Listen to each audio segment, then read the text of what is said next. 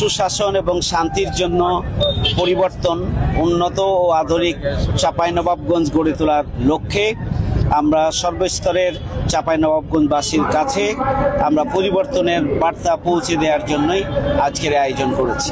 আপনারা জানেন যে আমরা দীর্ঘ সময় জুড়ে মানুষের সুখে দুঃখে মানুষের পাশে আমরা সবসময় আসছি এবং মানুষের কল্যাণে দলমতের ঊর্ধ্বে উঠে আমরা ভূমিকা পালন করার জন্য চেষ্টা করছি। আমরা দীর্ঘ 17.5 বছরে একটা দেশের সার্বিক পরিস্থিতি সম্পর্কে আপনাদের ধারণা আছে। আমাকে চাঁপাইনবাবগঞ্জের স্বাভাবিকভাবে কার্যক্রমের সুযোগ দীর্ঘ বছরের পর বছর জুড়ে আমি পাইনি।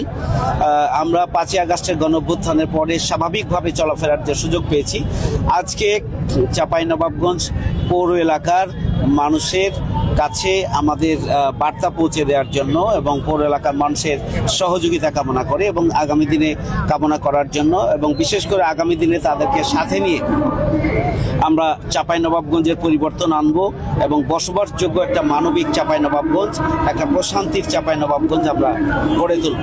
তা আগামী দিনে চাঁপাইনবাবগঞ্জের মানুষ পরিবর্তন চায়, গোটা বাংলাদেশের মানুষ পরিবর্তন চায়। বিশেষ করে চাঁপাইনবাবগঞ্জের একই পরিবারের 2 ভাই 30 বছর জুড়ে এখানে দুঃশাসন চালিয়েছেন, শাসন করেছেন। মানুষ অতিষ্ঠ। স্বাভাবিকভাবেই স্বতঃস্ফূর্তভাবেই চাঁপাইনবাবগঞ্জের মানুষ এবার পরিবর্তন চায় এবং এই যে একটা অস্থিতিশীল অবস্থা, এই অস্থিতিশীল অবস্থা থেকে একটা প্রশান্তি তারা খুঁজে পেতে চায় এবং আগামী দিনে একটা বসবাসযোগ্য মানবিক চাঁপাইনবাবগঞ্জ গড়ে তোলার পক্ষে, দাঁড়িপাল্লার পক্ষে তারা ভোট দিবে বলে আমি মনে করি। এই বার্তাটি আসলে মানুষের কাছে পৌঁছে দেওয়ার জন্য আজকের আয়োজন করেছি আমরা।